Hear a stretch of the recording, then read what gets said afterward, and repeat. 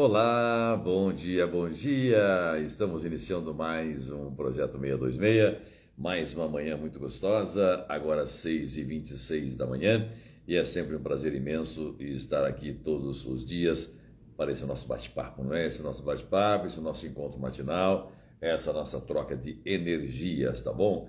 Fernanda, bom dia, Neto, bom dia para você, bem-vindo, bem-vinda a esse nosso momento especial, tá bom? E, como sempre, nós abrimos aqui a nossa live pedindo para você encaminhar uma mensagem, não é? Para as pessoas que você acha que deveriam estar com a gente aqui, tá bom? Aline também, muito bom dia, bom dia, bom dia, né? Bem, nós vamos dar sequência nesta série desta semana falando sobre medos, de onde vêm nossos medos, como controlar nossos medos, por que é que nós temos tantos medos em nossas vidas, quais são também os medos mais importantes, quais são os medos mais marcantes, quais são os medos paralisantes, os medos que nos deixam inertes, não é? Não nos deixam sair do lugar, tá bom? Então, a Jussara também bom dia, o Chafi também muito bom dia a você meu querido, bom dia a você minha querida. Vamos então hoje, nesse nosso terceiro encontro da semana, para falarmos sobre esta crença limitante, não é? Quando é que estas questões elas são plantadas? Vamos chamar de o medo plantado hoje, tá bom? O medo plantado em nossas mentes. Por que que isso acontece? Por que que nós somos acometidos por alguns medos, não é? Vamos lembrar então que tudo tem a ver com nossa infância, evidentemente. Tudo em nossa vida. Eu já trouxe aqui falando que o Freud diz que se você quiser se conhecer verdadeiramente enquanto adulto, jamais desvie-se do rastro da sua criança. Então você precisa olhar para a sua criança, olhar para a sua criação, olhar para a sua infância para entender como tudo aconteceu lá atrás. E por que nós temos tantos medos? Por que crescemos adultos medrosos, adultos temerosos, adultos cheios de dúvidas e de incertezas, né? Com medos paralisantes. Por que isso acontece? Bem, vamos imaginar então que tenhamos vivido, primeiro cumprimentando aqui a Rosângela, também Suzy Fernandes. Vamos entender então a nossa criança que cresce, que é criada num ambiente onde ouvia as seguintes frases. Vamos imaginar esta situação. Você deixa tudo pela metade. Digamos que o pai ou a mãe ou os cuidadores, enfim, dizem, você deixa tudo pela metade. Você nunca faz as coisas por completo. Você não faz nada direito. Presta atenção. Às vezes, muitos pais, imaginando, supondo que estão educando os filhos, que estão castrando adequadamente, ensinando adequadamente, Renato, bom dia também, acabam por trazer ou citar ou ficar despejando frases deste tipo. Você não faz nada direito, você só faz tudo pela metade. Seu irmão é muito melhor do que você. O seu priminho é muito melhor do que você. Você demora muito para fazer as coisas e faz mal feito. Fulaninho, seu colega, nossa, faz rapidinho e faz tudo certo. Você não consegue resolver nada. Você não sabe resolver nada. Você nunca vai conseguir ninguém na sua vida. Meu querido e minha querida, olhe quantas frases, e dentre outras, evidentemente, que não precisa trazer neste momento, mas veja quantas frases que vão criar na criança, que vão gerar na criança, construir na criança o que chamamos de crenças limitantes. Elas passam a acreditar que tem esse limite, elas passam a acreditar que são incapazes, passam a acreditar que eu não consigo fazer nada por completo, eu só faço tudo pela metade, meu irmão é mais competente do que eu, meu priminho é mais competente do que eu, eu não vou conseguir ninguém na minha vida. Estamos falando em crenças limitantes, né, que vão se instaurando, que vão se criando dentro desta criança. E o que acontece com ela? Ela vai desenvolvendo um medo de enfrentar as coisas, um medo de enfrentar as situações, medo de que as coisas não deem certo. E por medo de que as coisas não deem certo, sequer tem a iniciativa, sequer começam a fazer, porque tem medo que não dê certo, ou medo que dê errado. É medo de fracassar, porque afinal de contas, você faz tudo pela metade, você não sabe, você não consegue, não é? Medo de ser humilhado pelo erro, porque os pais disseram, né, lá atrás a criança aprendeu, você não sabe fazer nada direito, você faz tudo pela metade, o outro é melhor do que você, então ele morre de medo de fracassar, morre de medo de ser humilhado e por isso acaba por não fazer, por não sair do lugar, por não ter esta iniciativa. Medo, portanto, de ser criativo. Percebamos então, meu querido e minha querida, que esses medos instaurados lá na infância, criados lá na infância, ou podemos chamar de crenças limitantes, porque ela passa a ter um limite das suas crenças a limitam dentro daquele lugar onde ela foi criada, onde ela aprendeu que nada sabe, ou que pouco sabe, ou que não sabe fazer nada, que é relapsa, que não consegue sair do lugar, que outras pessoas são melhores do que ela, seu irmão é melhor do que você, seu primo é melhor do que você, seu coleguinha da escola é muito melhor do que você, e você não consegue fazer nada. Instaurando-se então estas crenças que limitam essas crianças. Por consequência, estamos falando nos medos que foram plantados na criança desde a infância. É bom para você que está chegando agora repetirmos algumas destas frases lá na infância que geram essas crenças limitantes, não é? Você deixa tudo pela metade. Imagine uma criança ouvindo isso sistematicamente. Você deixa tudo pela metade. Você deixa tudo pela metade.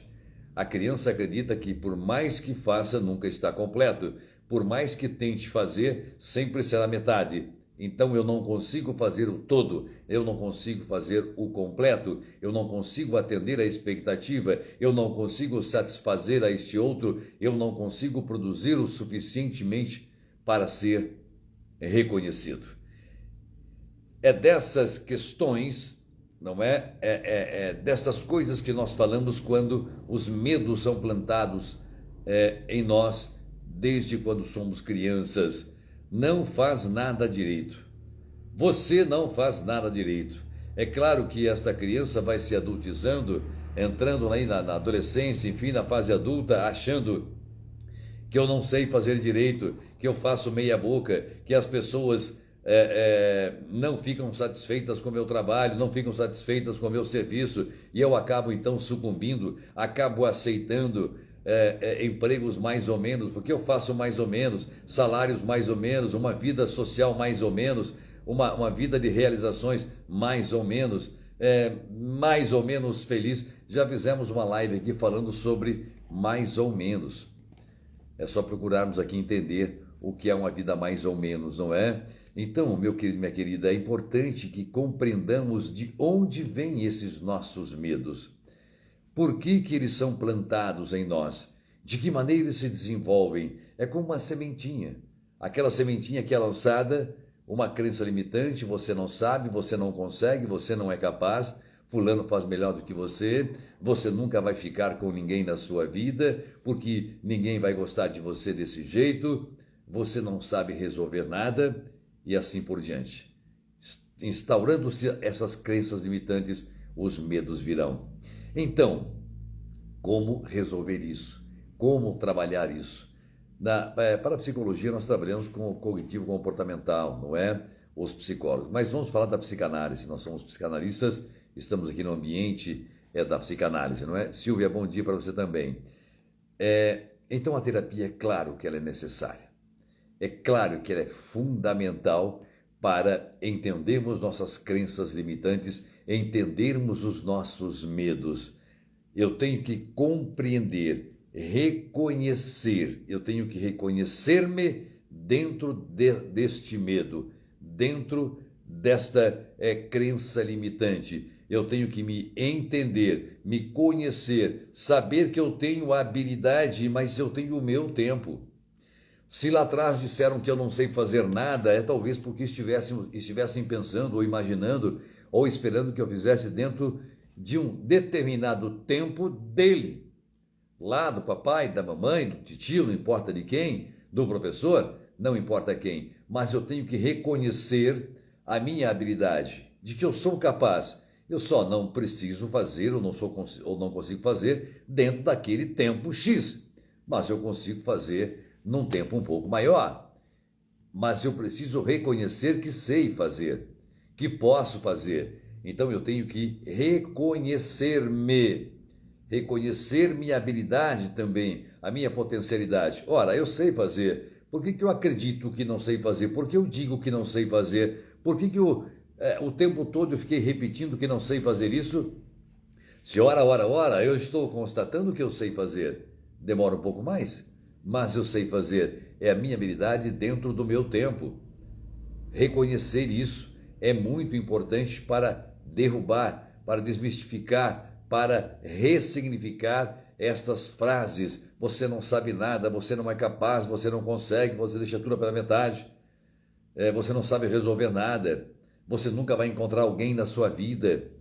Então, aos poucos, eu preciso ir desconstruindo esta verdade que foi criada em minha mente, que foi plantada em minha mente através das frases de outras pessoas, lá no período da castração, não é? Então, identificar o fator limitante. Por que é que eu estou achando que não consigo fazer? O que é que está me impedindo disso? Por que eu estou preso? Por que eu estou com essa dificuldade? Então eu tenho que identificar este fator limitante. Eu tenho que estudá-lo. Eu tenho que esmiuçá-lo. Por que eu acho... por que eu ainda acredito que eu não sei fazer nada? Que eu faço tudo pela metade? Ora, eu sei fazer por completo, eu sei fazer muita coisa. Então, por que é que eu estou com este pensamento? Por que eu estou acreditando nisso se a verdade é outra? Então, eu preciso identificar, estudar, identificar este fator limitante em minha vida, estudá-lo, esmiuçá-lo, compreendê-lo, para que eu possa me livrar dele. Não há como vencer um inimigo, não é? Sem conhecer as suas forças. Então, eu tenho que ter estratégia para vencer um inimigo numa batalha, por exemplo. Eu tenho que conhecer as suas forças para saber como enfrentá-lo. Eu tenho, então, que conhecer, saber desses meus fatores limitantes, meus temores, desses meus medos, exatamente para poder derrubá-los. Então, eu tenho que estudar, eu tenho que conhecer, identificar, entender a origem disso, para conseguir ressignificar. Mas por que eu sempre deixo as coisas pela metade? Se eu consigo fazer inteiro, por que eu tenho tanto pouca vontade? Por que eu não me dedico tanto a isso? Se na verdade eu quero me dedicar, então eu preciso ressignificar esta minha predisposição através da identificação, que são comandos, são medos plantados desde a infância, através dessas frases que eu acabei de trazer aqui. Tá bom? No finalzinho da live a gente repete elas para você memorizar e para você lembrar também e jamais cometer o mesmo erro de repetir isso para os seus filhos. É interessante que durante este período da castração, da quebra da fantasia, não é? Lá durante o desenvolvimento psicossexual, complexo de Édipo, castração, enfim, acharmos que é na violência, que é com frases destrutivas que nós vamos educar nossos filhos, e não é. Não é. O Winnicott vai falar muito bem da ambiência, né? O ambiente onde tudo isso aconteceu, como as coisas acontecem, não é? Também, depois que eu conseguir ressignificar isso, é através da psicoterapia que eu vou conseguir o autoconhecimento.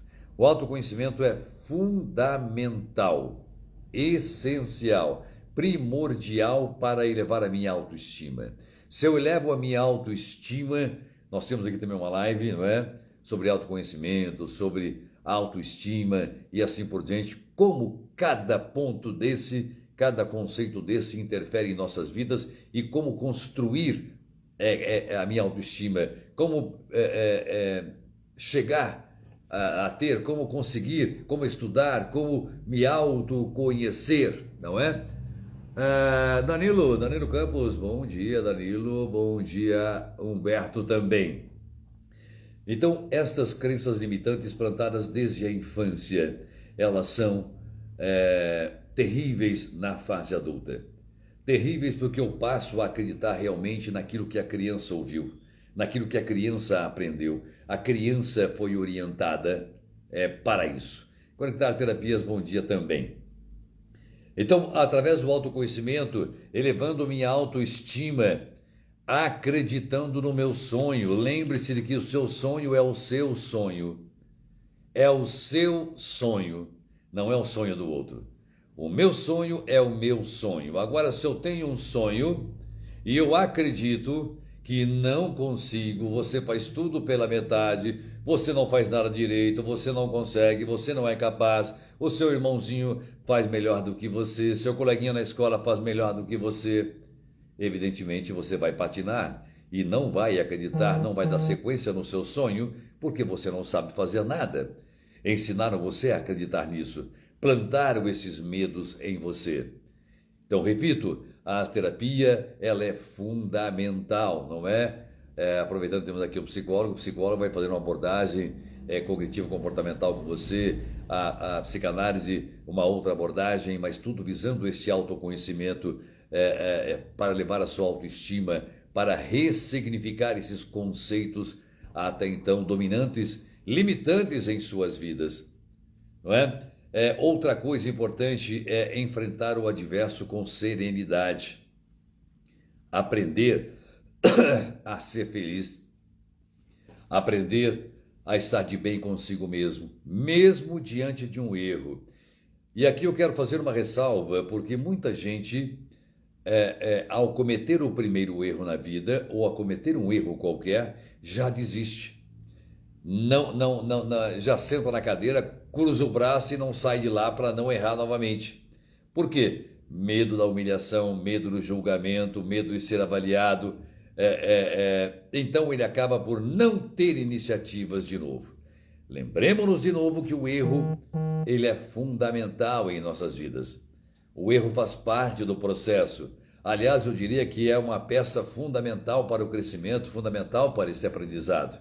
Então, o medo faz parte do processo, é um ingrediente do aprendizado, é um ingrediente do crescimento pessoal e profissional. Então, nós temos que errar, permitirmos-nos errar e aprender com estes erros. Lembremos que as grandes invenções, os grandes cientistas, a própria ciência, enfim, ela é feita através de erros e de acertos, de tentativas. Portanto, o erro faz parte. Mas quando criança, eu cresci, então, com estas frases: você não é capaz, você faz tudo pela metade, você não sabe fazer nada certo, ah lá, fulano faz melhor do que você não vai ter ninguém na sua vida, você não. Vão se criando, plantando esses limites nas minhas crenças limitantes. Eu fico limitado àquilo que eu aprendi, limitado à minha incapacidade, limitado a minha fraqueza, limitada a minha impotência de reação, limitado a não ter iniciativas, a não ser criativo, a não ser inventivo, a não ser ousado. Percebe então que esses medos são plantados ao longo de nossas vidas, através de múltiplas formas. Na primeira live desta semana falamos sobre bicho-papão, está aqui, né? É só você clicar e assistir o bicho-papão. Então são os bichos-papões de nossas vidas.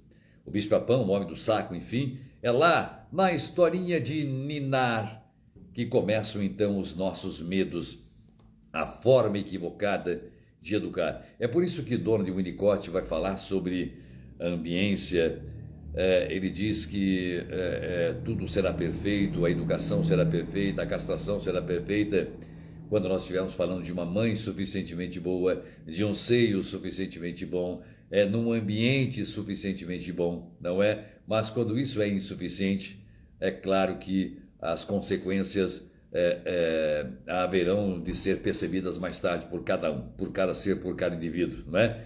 É importante, portanto, identificarmos estas questões. Não adianta ficar culpando o papai, culpando a mamãe, culpando a babá, culpando o vovô, culpando a vovó. Podemos até identificar, mas não adianta ficar culpando, cruzar o braço e bundão na cadeira e não reagir, né? Como se fosse aquela Lili, aquela hienazinha, né? Ai, não vai dar certo, eu nasci para não dar certo, ai meu Deus do céu, eu sou vítima, eu sou assim porque meus pais fizeram isso comigo e blá blá blá blá blá, e ficar na inércia, como um mecanismo de defesa, como uma justificativa, ficar se vitimizando. Eu não dou certo por causa de papai, não dou certo por causa de mamãe, eu não dou certo por causa de vovó, ora, mas não vai reagir? Então nós temos que reagir também, não é? Então eu tenho que aprender a não desanimar com meus erros, conforme eu já trouxe, a aproveitar as oportunidades sempre. Eu quero lembrar que no mundo do empreendedorismo, como acontece o crescimento de algumas pessoas e o fracasso de outras? Para uns, aquele momento de dificuldade é um fator limitante. Estou com dificuldade, não consigo resolver esse problema. Plantaram lá atrás que eu não consigo resolver. Vai ser muito difícil sair disso. Plantaram lá atrás que vai ser muito difícil sair disso. Então, para muitos, a dificuldade é algo que paralisa. A dificuldade leva esta pessoa a um lugar de zona de conforto, não saindo dali. Não quer quebrar paradigmas, não quer enfrentar, não quer reunir forças para sair daquele lugar, não é? Maíra Tesoto, muito bom dia também para você. Humberto, bom dia. Bem, mas para outras pessoas que trabalham essas crenças limitantes, que trabalham os seus medos, que submete-se, que faz terapia, que submete-se a este processo do autoconhecimento, que aprendeu a elevar a sua autoestima, que aprendeu a desenvolver suas habilidades, suas potencialidades, a enfrentar o adverso, então esse momento de dificuldade transforma-se numa oportunidade. Numa oportunidade. Veja, vou trazer uma situação aqui bem clássica. Você está numa praia, num lugar bonito, relativamente bonito, está calor, mas não tem ali nenhum guarda-sol, não tem quiosque, não tem sequer alguém vendendo água ou sorvete, ou água de coco, alguma coisa, e você reclama: meu Deus do céu, um lugar tão bonito, e eu não tenho aqui uma água, não tenho um quiosque, não tem nada, vamos embora desse lugar. Bem, você então entregou-se à dificuldade, entregou-se àquela situação ruim, digamos assim. Já uma pessoa de bem consigo mesma, ou uma pessoa com boa autoestima, com bom autoconhecimento, vai falar: opa, olha aqui, eu vou montar um carrinho de vender água aqui para ficar rico. Eu vou montar aqui um negocinho para alugar guarda-sol, alugar cadeiras. Vou vender água de coco nesse lugar aqui, já que não tem. Você percebe que muitas pessoas reclamam, entregam-se à dificuldade. Outras pessoas enxergam na dificuldade uma oportunidade de crescimento. Isso é empreender em si, ou seja, livrar-se daquelas crenças limitantes, livrar-se dos seus medos, livrar-se desses fatores que impedem, que limitam a pessoa àquilo que ensinaram ela que ela é. Você não é capaz, você não sabe, você não é competente e tal, e assim por diante. Gleide, bom dia também. Então, meu querido, minha querida, é importante que reflitamos sobre isso, que pensemos sobre isso. Nesta semana estamos falando sobre medos. Falamos então sobre o bicho-papão, como tudo começa, o homem do saco, quais são as intenções, não é? Sempre cheias de boas intenções. Sempre os pais estão repletos de boas intenções, não é? É até engraçado, o pessoal fala assim, para a psicologia, para a psicanálise, são sempre os pais os culpados, né? Sempre a mãe é culpada, o pai é culpado. Não se trata disso. Esta questão de culpado, não se trata disso. Digamos a parcela de responsabilidade, né? É por isso que o Winnicott vai dizer: ah, se todos soubessem como ser uma mãe suficientemente boa, o que é um seio suficientemente bom, um ambiente suficientemente bom, não é? Uma educação, uma castração suficientemente boa, e assim por diante. Por exemplo, uma outra forma de ensinar o que é medo, como que se planta o medo, como que se seia uma criança. Além dessas que eu trouxe aqui, eu vou trazer mais uma. Você compra um pote de sorvete e coloca ali na mesa e tem criança, evidentemente, na sua casa. O que é que a criança vai querer? Você acha que ela vai olhar no relógio para saber que falta meia hora para o almoço ou ela vai querer aquele sorvete? Ela vai querer aquele sorvete, evidentemente, não é? Adultos querem também. Então, a situação 1. Não vai tomar sorvete agora. Só depois que almoçar. Se não almoçar, não tem sorvete. Acreditamos que estamos fazendo bem? Acreditamos que estamos plantando o bem? Acreditamos que estamos agindo certo? Porque, afinal de contas, eu sou o pai. Eu digo o que tem que ser. E, tecnicamente, primeiro o almoço, para depois o sorvete. Ok? Mas olha a forma. Não vai tomar sorvete antes de almoçar. Primeiro o almoço. Quem manda que sou eu vai ter que obedecer. Boa intenção maior não há. Segunda situação. Mamãe comprou sorvete, depois do almoço tem sorvete, depois do almoço tem sorvete. Você percebe a diferença? É aí que o Winnicott vai falar da forma, da ambiência. Não basta ensinarmos ou podarmos ou castrarmos, mas como isso está sendo feito. A forma, o método. Portanto, para ratificar aquela frase célebre, não é? O problema não está nas coisas que nós falamos, mas em como nós falamos as coisas. Isso é muito de Winnicott.